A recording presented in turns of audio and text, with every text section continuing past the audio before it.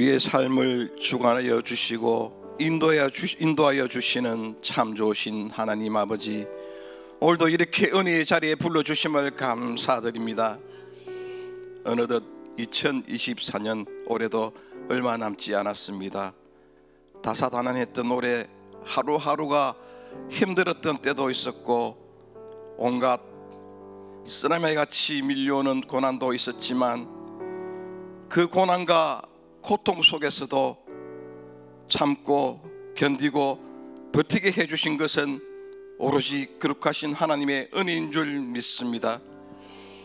현재의 고난은 장차 우리에게 주실 영광과 좋게 비교할 수 없다는 말씀처럼 앞으로 우리에게 주실 큰 은혜와 소망을 갖고 앞으로 나아가길 원합니다. 하나님께서 각 사람에게 나누어 주신 은혜대로 자기의 사명을 다할 때 우리 교회가 더욱더 부흥의 길로 갈 줄 믿습니다. 오늘도 다니엘 세우신 목사님께서 선포하시는 말씀을 통해 한 주로 살아갈 수 있는 능력의 말씀이 되게 하여 주시고 그 말씀을 통해 나 자신이 변화가 되는 기적의 역사가 있기를 원합니다. 감사드리며 이 모든 말씀 거룩하신 예수님 이름으로 기도드립니다. 데살로니가전서 5장 18절의 말씀입니다. 범사에 감사하라. 이것이 그리스도 예수 안에서 너희를 향하신 하나님의 뜻이니라. 아멘. 할렐루야. 우리 힘차게 아멘 하지요. 할렐루야. 하나님께서 오늘 이 시간에도 우리를 찾아오셔서 꼭 이름을 불러주시고 내가 너의 눈물을 보았다, 내가 너의 기도를 들었다, 내가 너와 함께한다, 내가 너를 응원하마, 이렇게 확신 있는 말씀을 주시기를 주님의 이름으로 축원합니다. 고향이 삼척인 분이 계세요. 일척이 뭐냐 하면 아는 척합니다. 여러분, 몰라도 그냥 가만히 있으면 중간 정도는 되는데 아는 척 해가지고 망신살을 뻗치는 경우가 있어요. 두 번째 척은 뭐냐? 잘난 척합니다. 여러분, 자기가 허점이 많을 때 자꾸 잘난 척해 보고 싶은 거예요. 세 번째는 뭐냐? 가진 척하는 거예요. 이게 고향을 두는 사람들도 있다라고 하는 겁니다. 여러분, 오늘도 하나님은 우리의 겸손한 마음에 은혜를 주실 줄 믿습니다. 낮아지는 그 심령 가운데 성령이 오실 줄 믿습니다. 오늘도 정말 나는 하나님 앞에 아무것도 아닙니다, 자기를 부인한 그 사람에게 성령의 깊은 은혜와 감동이 강물처럼 임하게 될 줄 믿으시기를 축원합니다. 여러분, 제가 얼마 전에 부산에 회의가 있어서 언양에서 부산을 향해서 경부고속도로에 제 차를 가지고 운전을 하고 가게 되었습니다. 그런데 양산을 지났어요. 이제 제일 가까운 톨게이트가 노포동입니다. 그래서 가는데 갑작스럽게 차가 휘청 하더니만은 경고등이 탁 떴습니다. 뭐냐 하면은 운전석 앞 타이어가 문제가 있다라고 하는 경고등이 뜨게 되었습니다. 그래서 갓길로 몰아서 이렇게 보니까 별 문제가 없는 것 같은데 왜 떴지 하고 다시 운전을 해서 천천히 가게 되는데 차가 계속 쏠리는 겁니다. 그래서 아주 속도를 낮추어서 제일 빠른 톨게이트에 노포동을 나갔어요. 그리고 제일 가까운 타이어집에를 갔습니다. 그리고 이제 이 타이어집에서 리프트에 차를 떠올려 가지고 타이어를 점검하니까 타이어가 다 낡았다는 거예요. 왜 이때까지 타고 다녔냐고, 간도 크다고 저보고. 그래서 제가 원래 간이 좀 큽니다, 그렇게 이야기를 했어요. 그랬는데 문제가 뭡니까 했더니 와서 보라는 거예요. 보니까 타이어 모서리가 다 닳아가지고 바람이 새고 있었어요. 그래서 어쩔 수 없이 타이어를 급하게 갈게 되었지요. 그리고 이제 저에게 성령께서 이런 감동을 주었어요. 사람의 마음이 타이어와 같구나. 그래서 자주 점검을 해야 안전한 신앙생활을 할 수 있구나. 하나님이 원하는 목적지까지 안전하게 도달할 수 있는 것은 자주 그리고 매일 점검하고 또 점검하는 것이라는 거예요. 그리고 여러분, 큰 자동차든 작은 자동차든 여러분 짐을 많이 실었던 적게 실었던 타이어에 바람이 빵빵하면은 축축축 잘 질주를 할 수가 있는 겁니다. 그런데 타이어에 바람이 빠지니까 어떠냐? 불안하지요. 흔들리지요. 이거는 얼마 갈 수 없고 곧 또 진행을 하면은 사고밖에 없는데 여러분, 고속도로에서 타이어 사고는 사망 내지는 중상이라는 겁니다.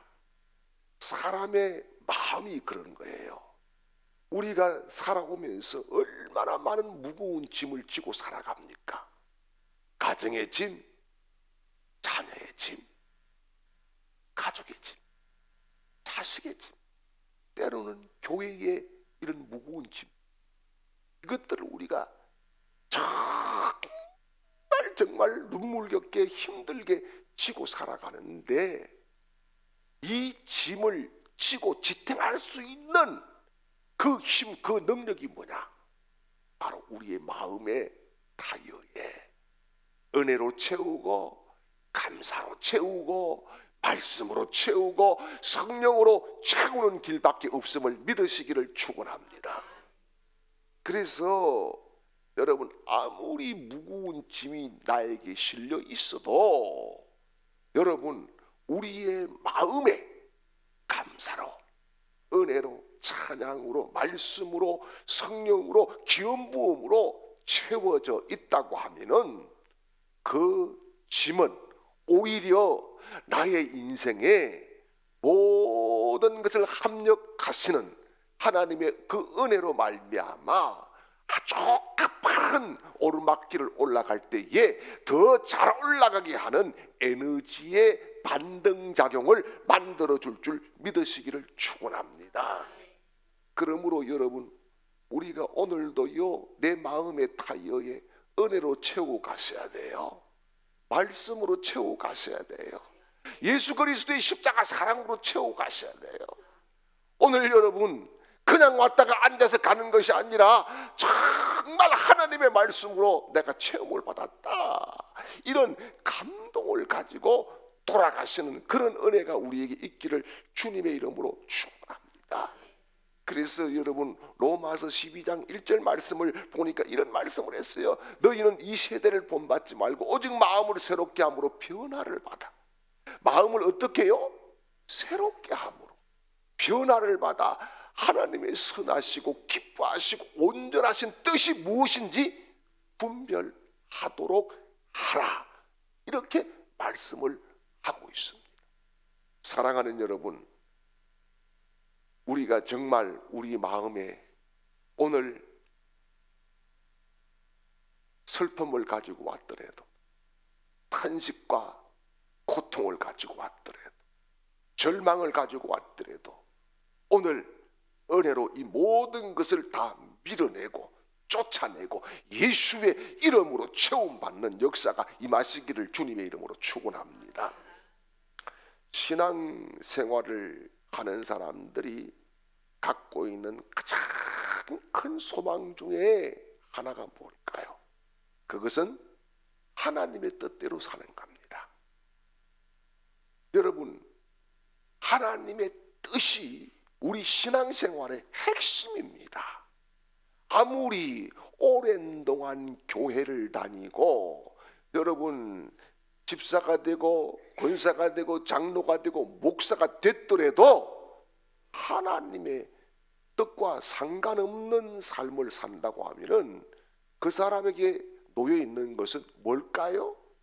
주님의 심판밖에 없다는 사실입니다. 그래서 여러분, 우리가 하나님의 뜻대로 살기 위해서는 하나님의 뜻이 무엇인지 아는 것이 중요한 것이지요. 여러분 어떻습니까? 지나간 세월 혹은 지나간 한 주 동안에 하나님의 뜻대로 살아오셨습니까? 아니면은 내 뜻대로 뭔가가 되지 않아 가지고 낙심하고 섭섭하고 불평 불만이 막 쏟아지고 원망하면서 짜증내고 분통을 터뜨리고 누구에게인가 분풀이를 막 하고 그렇게 살아왔습니까? 여러분, 하나님의 뜻대로 살았습니까? 라고 물을 때에 아멘, 그렇습니다. 이렇게 쉽게 우리는 말을 할 수가 없어요. 왜 그럴까요? 살면서 마주치는 문제가 있어요.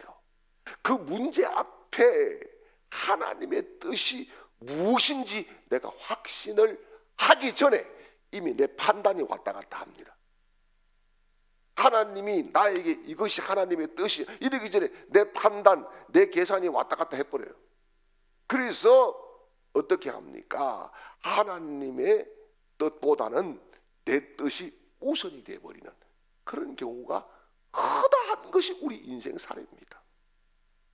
데살로니가전서 4장 3절에 이런 말씀을 하고 있습니다. 같이 보겠습니다. 하나님의 뜻은 이것이니 너희의 거룩함이라 곧 엄난을 버리고. 아멘. 자, 여기 보니까 하나님이 하나님의 뜻이라고 딱 말씀을 했어요. 이게 뭐예요? 거룩입니다. 거룩인데 여러분, 이것이 하나님이 우리에게 요구하는 거예요. 내가 거룩하니 너희도 거룩해. 이것이 하나님의 뜻이에요. 그런데 어떻습니까? 오늘 우리가 정말 거룩한가요? 이렇게 물었을 때는 자신이 없어요. 자신이 없어요. 네. 왜 그래요? 그 거룩에 대해서 나는 도달하지 못한 것 같다 라고 하는 자괴감, 이런 것들이 또 우리에게 오는 거예요. 오늘 말씀에서도 그래요. 데살로니가전서 5장 16절에서 18절까지 말씀 같이 보지요.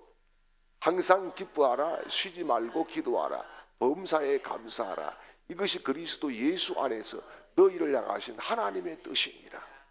아멘. 자, 여러분, 이 말씀은요, 예수 믿는 사람 누구나 다 외웁니다. 요절로. 그것만 아니라 마음판에 이미 새겼어요. 그것도요, 또 부족한지 집에도 혹은 사업장에도 액자로 만들어서 걸어놓고 매일 보고 묵상을 해요. 그런데 정말 여러분, 항상 기뻐하라고 하는 말씀 앞에서 기뻐하고 있습니까? 어때요? 기뻐하고 있어요? 이게 하나님이 아무개야, 네가 기뻐하는 것이 내 뜻이야, 이러는데 정말 기뻐하고 있습니까? 정작 나 자신을 보면 기뻐하지 못해요. 우울할 때도 있고 성질이 막 나가지고 눈앞에 아무것도 안 보일 때도 있고, 예, 이게 정말 하나님의 뜻대로 나는 살지 못했구나 하는 자책감이 자꾸 듭니다. 그러면서 다음에는 잘해야지. 근데 내일 또 되면 또 그래요. 똑같아요. 이게 그러면서 나중에는 뭡니까? 나는 믿음 없는 사람이구나, 이렇게까지 이제 도달하게 됩니다. 그런데 여러분, 잘 아셔야 되는 것이 있어요. 그게 뭐냐? 하나님의 뜻을 올바로 이해를 해야 됩니다. 하나님의 뜻, 이럴 때에 영어 성경을 제가 찾아보니까 will of God 일어났어요. will of God. 이게 뭐냐? 하나님의 의지와 계획이 있다는 말씀이에요.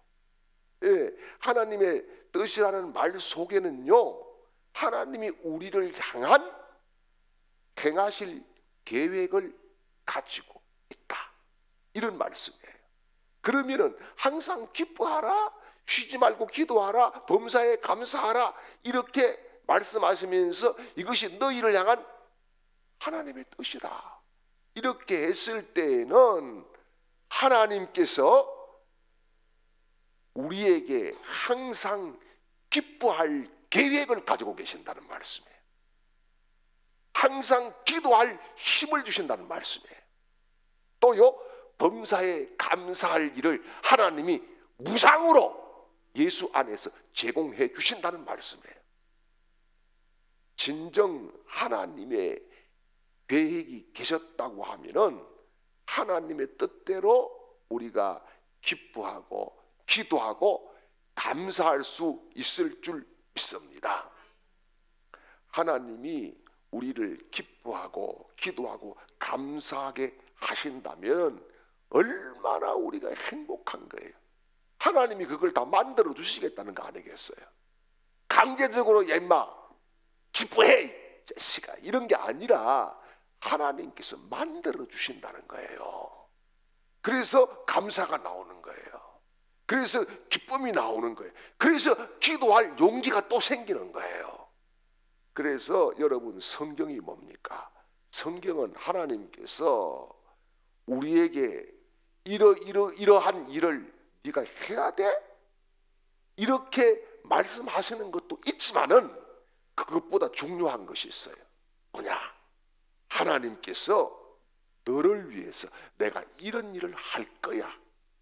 이렇게 우리에게 약속하시는 것이 하나님의 말씀인 줄 믿으시기를 축원합니다. 하나님이 무조건 우리를 종부리듯이 너 이거 해, 이거 맞아 이렇게 하는 게 아니에요. 내가 너를 위해서 아들을 보내줄게. 내가 너를 위해서 성령을 보내줄게. 내가 너를 위해서 구원의 길을 열어줄게. 내가 너를 위해서 함께 할게. 하나님이 하실 일, 우리를 위해서, 나를 위해서 하실 일을 기록해 놓은 것이 뭐라고요? 성경 말씀이에요. 그래서 그 말씀은 달고 오묘한 꿀송이 같은 말씀인 줄 믿습니다. 그래서 시편 19편 10절에 이런 말씀을 하고 있어요. 검 곧 많은 순금보다 더 사모할 것이며 꿀과 송이꿀보다 더 달도다. 아멘. 여러분, 하나님의 말씀 속에서 하나님의 뜻이 발견되면은 이게 더 꿀송이보다 달고 오묘하다. 이렇게 시편 기자는 말씀을 하고 있습니다. 그래서 여러분, 하나님의 뜻이 확실하게 무엇인지를 오늘 알고 내 뜻대로 안 된다고 여러분 짜증내고 성질 부리고 여러분 누군가 잡아먹을 듯하고 이런 거 다 십자가에 못 박기를 바랍니다.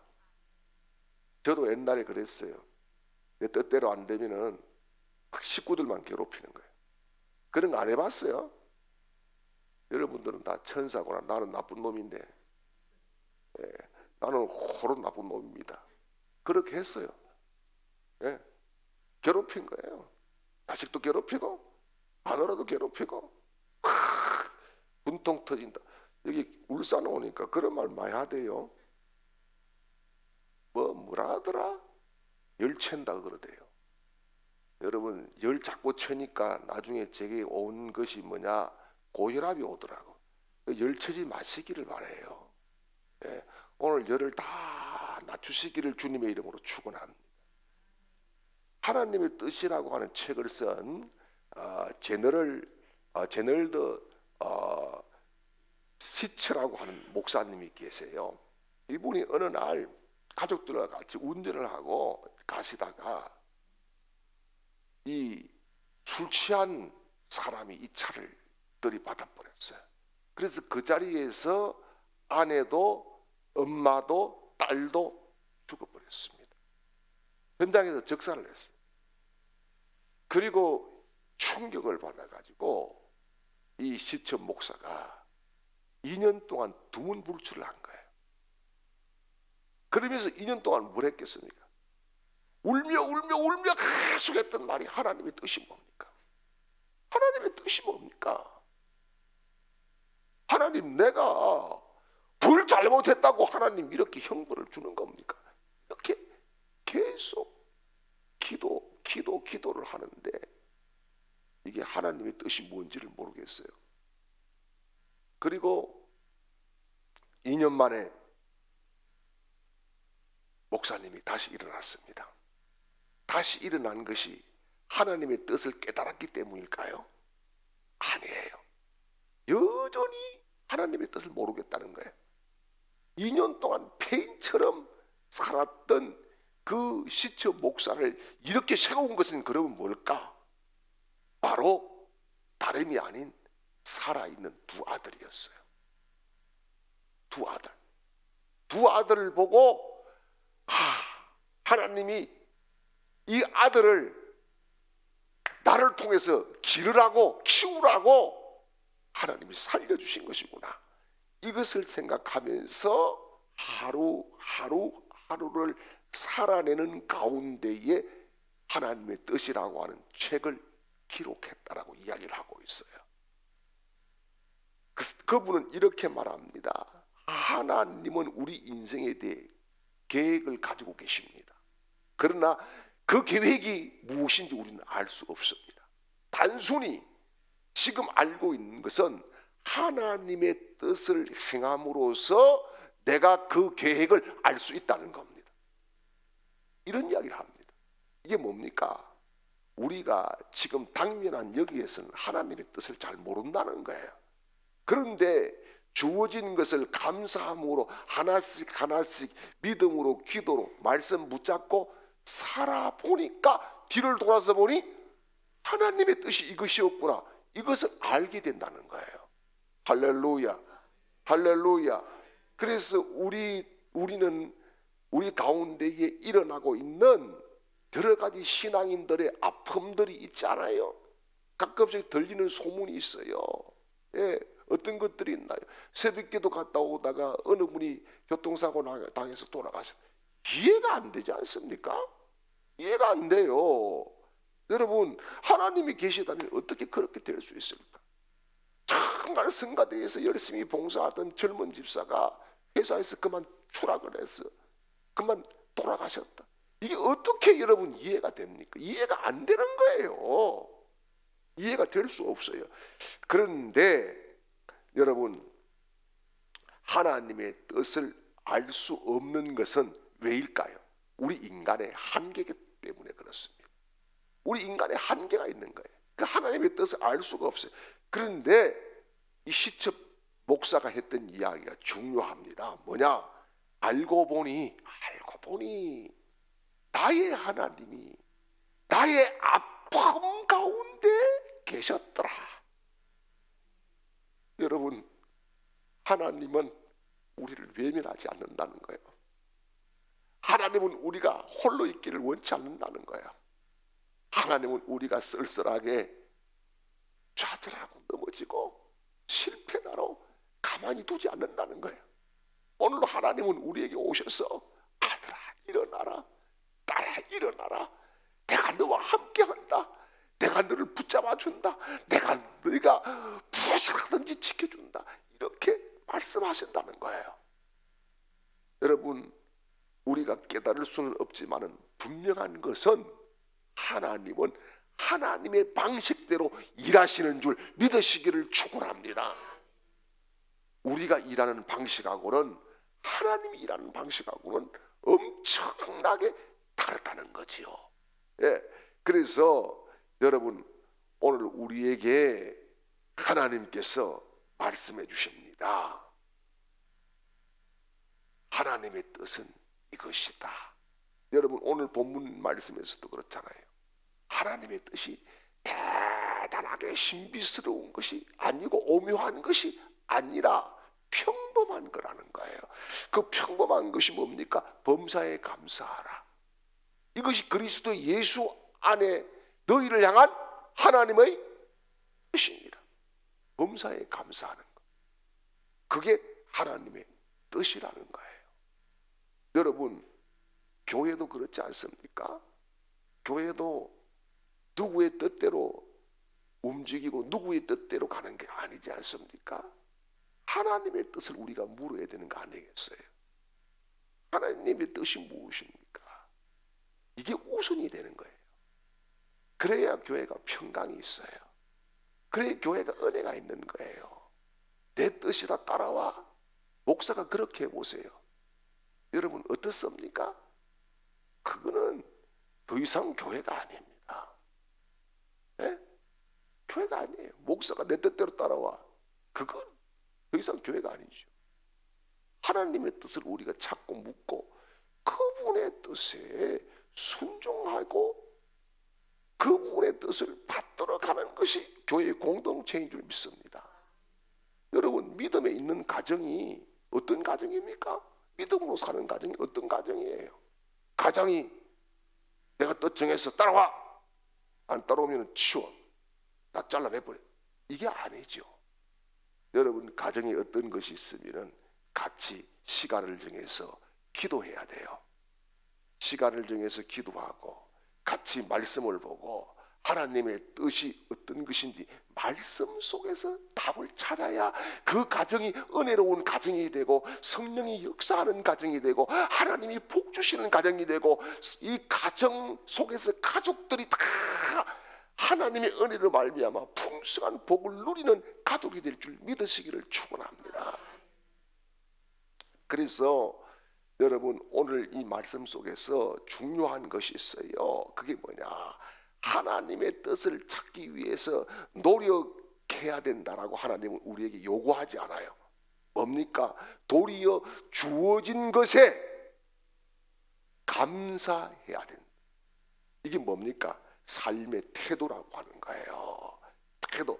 그래서 어떤 것을 선택할지에 대한 삶의 태도를 분명하게 해야 되는데 감사를 택해야 된다.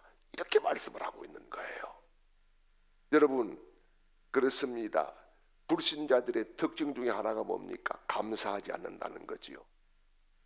다 자기가 잘나서 된 것이고 다 자기 공로라는 거지요. 그러나 우리는 여러분 모든 것에 역사하시는 하나님의 은혜로 내 인생이 된다라고 고백을 하고 거기에 감사하는 삶인 줄 믿으시기를 바랍니다.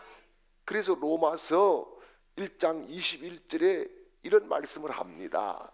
하나님을 알되 하나님을 영화롭게도 아니하며 감사하지도 아니하고 오히려 그 생각이 허망하여지며 미련한 마음이 어두워졌나니.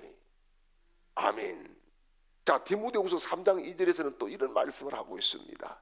사람들이 자기를 사랑하며 돈을 사랑하며 자랑하며 교만하며 비방하며 부모를 거역하며 감사하지 아니하며 거룩하지 아니하며. 아멘. 여러분 거듭난 성도들은 모든 것이 은혜인 줄 압니다. 그런데 이 사람 오늘 디모데후서 3장 2절에서 지적을 하듯이 사람들이 뭘 사랑해요? 돈을 사랑해요. 돈을. 예. 여러분 그래서 자경을 하고 자기 자랑하고 교만하고 여러분 돈신에 사로잡히지 말고 예수께 사로잡혀야 돼요. 예수께 사로잡혀야 될 줄 믿습니다. 예수께 사로잡히시길 바랍니다. 여러분 돈신에 사로잡히면은요 돕니다. 돈신에 사로잡히면은 가난해집니다. 예수님은 우리의 부여인 줄 믿습니다. 예수께 사로잡혀서 살아야 되지 돈신에 만몬신 거기에 붙잡히면은 여러분 망하는 거예요. 자기만 망하는 것이 아니라 주변이 다 망하게 돼 있어요. 왜요? 그것은 악한 영이 붙잡고 있는 신이 돈신이기 때문에 그렇다는 거예요. 그래서 여러분 우리는 하나님의 은혜로 살면서 정말 감사를 찾고 또 찾고 또 찾아내서 하나님을 흡족하게 해드리는 그런 믿음의 삶이 되시기를 주님의 이름으로 축원합니다.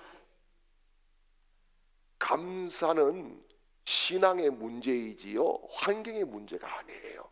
많은 사람들이 감사를 환경의 문제로 생각해요. 그런데 감사는 신앙의 문제예요. 환경의 문제가 아니에요. 여러분 다니엘 우리 잘 알잖아요. 다니엘 6장 10절 볼까요? 다니엘 6장 10절 말씀에 다니엘이 이 조서에 왕의 도장에 찍힌 것을 알고도 자기 집에 돌아가서는 윗방에 올라가 예루살렘으로 향한 창문을 열고 전에 하던 대로 하루 3번씩 무릎을 꿇고 기도하며 그의 하나님께 감사하였더라. 아멘.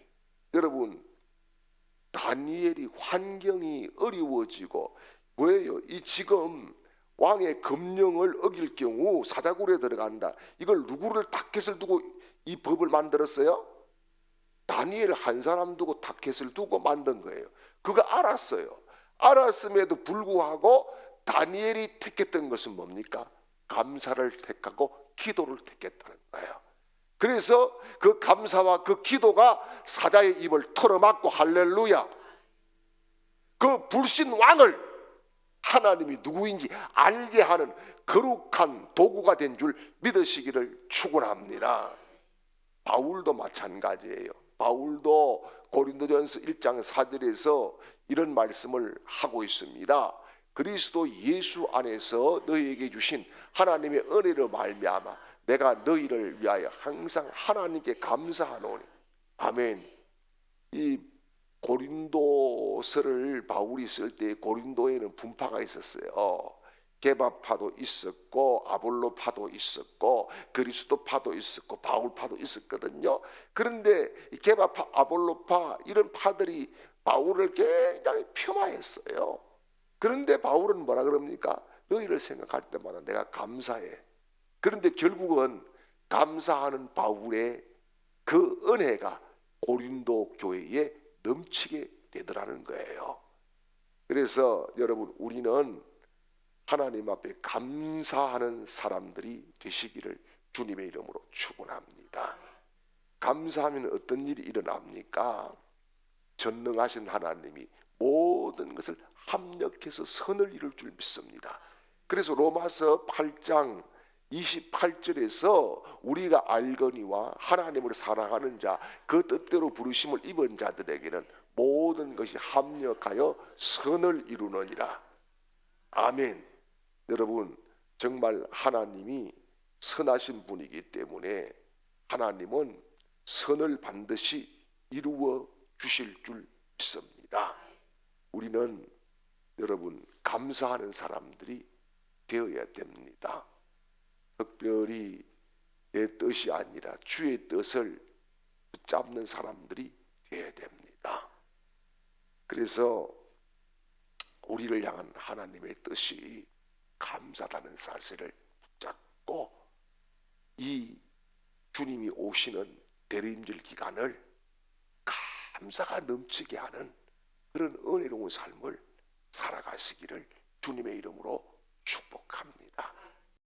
이제는 우리를 사랑하시고 은혜 베풀어 주시며 보혈로 우리를 씻어주신 우리 구주 예수 그리스도의 크신 은혜와 우리에게 감사하라고 그것이 하나님의 뜻이라고 가르쳐 주시는 하나님 아버지의 극진하신 사랑하심과 우리가 연약함에도 우리의 마음에 기름 부으시고 은혜와 감사로 채워주시는 성령님의 놀라운 역사가 오늘 예배하며 주의 말씀을 붙잡고 하나님의 뜻 감사를 실천하려고 결단하고 나아가는 모든 하나님의 사람들 그 머리 위에 걸음 위에와 또한 가정과 직장과 사업장과 학업 위에와 하는 모든 일들 위에와 또한 이 시간 흩어져 있는 우리 주광의 모든 가족들의 그 머리 위에와 우리 교회와 이 나라 이 민족 위에 영원토록 함께 있을지어다. 아멘.